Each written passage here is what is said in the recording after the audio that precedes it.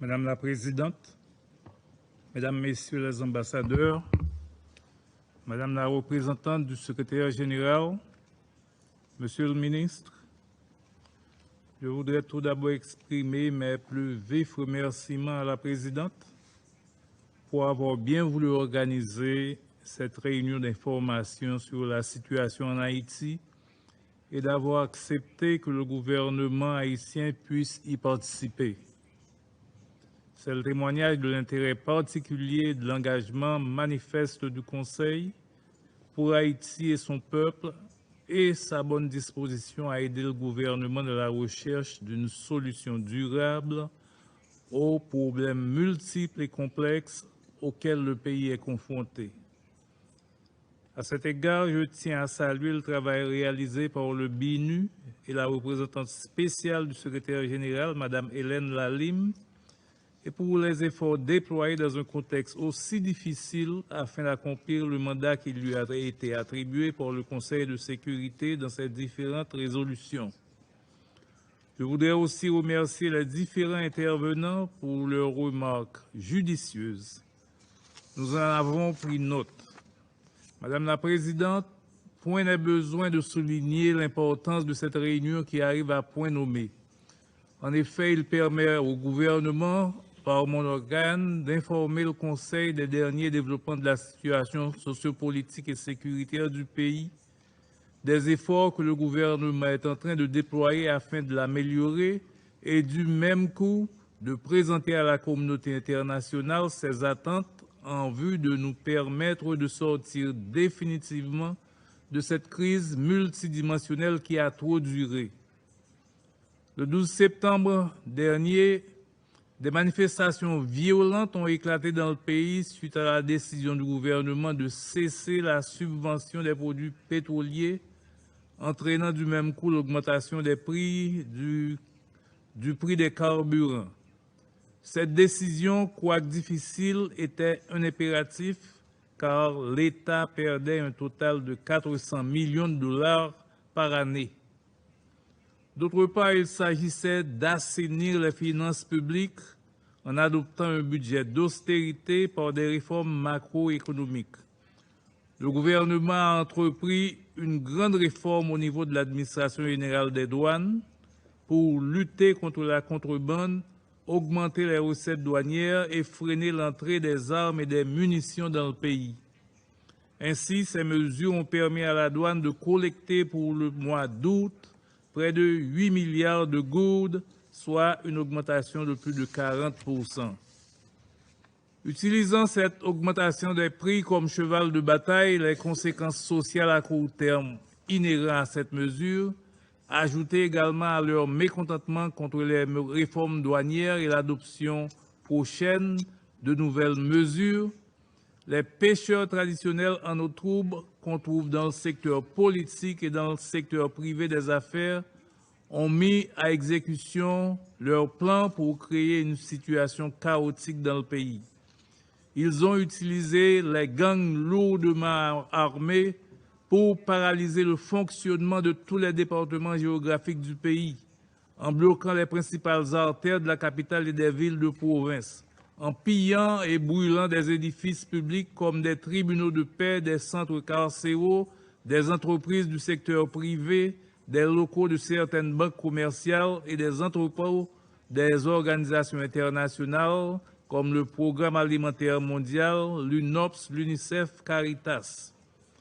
Plus d'une vingtaine d'écoles ont été saccagées et pillées dans le département de l'Artibonite. Face à la brutale détérioration de la situation, le gouvernement s'est attelé à rétablir la sécurité dans le pays, susceptible de garantir la reprise des activités économiques. Je suis en mesure d'annoncer qu'à l'exception de quelques cas isolés, la situation est globalement sous contrôle et le calme est revenu dans plusieurs parties du pays. C'est l'occasion de féliciter le professionnalisme de la PNH, la police nationale, qui a su reprendre le contrôle de la situation et limiter les dégâts face à des gangs mieux armés et mieux équipés. Madame la Présidente, je souhaite exprimer devant le Conseil la grande préoccupation et l'inquiétude du gouvernement haïtien face à cette grave situation. Je voudrais également mettre l'accent sur les conséquences catastrophiques que les actions délétères des gangs alimentés par certains secteurs économiques et quelques secteurs politiques causent à la société et leurs effets dévastateurs sur l'économie nationale et sur le quotidien de la population. Les conséquences sont extrêmement graves.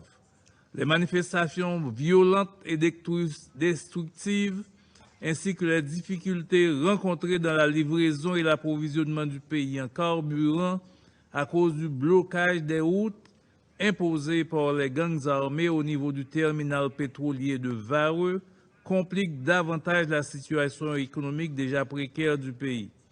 Le carburant étant un produit transversal qui concerne toute l'activité économique, une telle situation est de nature à paralyser l'État et à jeter le pays dans une paralysie presque totale.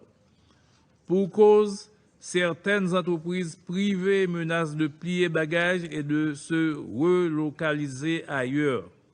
Le parc industriel de Caracol, l'un des plus importants du pays, vient d'annoncer l'arrêt de ses opérations hier dimanche, faute de carburant, ce qui pourrait faire perdre 12 000 emplois dans un contexte de croissance économique négative. De plus, la fermeture de certains hôpitaux est enregistrée faute d'approvisionnement en carburant et la réouverture des classes déjà reportée au 3 octobre prochain reste hypothétique. Face à l'aggravation de l'insécurité, il nous faut un accompagnement très robuste de la communauté internationale pour soutenir la PNH dans sa lutte contre les bandes armées. L'appel lancé par le secrétaire général de l'Organisation des Nations Unies va dans le bon sens et mérite d'être approfondi. C'est aussi l'occasion d'inviter d'autres partenaires à œuvrer davantage. Dans cet ordre d'idées, nous remercions les initiateurs de la réunion organisée le 23 septembre dernier sur le Basket Fund, ainsi que les États qui ont fait des annonces de contribution en vue de supporter le travail de la PNH. Pour faire face à ces actions de terrorisme, le gouvernement mise beaucoup sur la collaboration de la communauté internationale. Il nous faut barrer la route à ces fauteurs de troubles, ces promoteurs de la violence qui profitent de l'instabilité chronique d'Haïti pour s'enrichir dans la contrebande, le trafic de la drogue, des armes et des munitions. Dans ce contexte, les auteurs directs et intellectuels des actes criminels et terroristes, notamment ceux perpétrés ces derniers jours, seront réprimés avec la dernière rigueur par la PNH et déférés par devant la justice haïtienne. Nous saluons également la décision de certains pays d'envisager d'imposer des sanctions à l'égard de ceux et celles qui participent d'une façon ou d'une autre aux activités criminelles d'insécurité dans le pays. Il s'agit d'un grand pas dans la bonne direction pour en finir avec le phénomène de l'insécurité dans le pays. Madame la Présidente, de ce fait, la priorité de l'heure est le retour à l'ordre constitutionnel à travers le rétablissement de la sécurité et le dialogue politique, conditions essentielles pour la tenue des élections générales, le rétablissement des institutions démocratiques et républicaines, ce qui permettra d'adresser les questions sociales et économiques.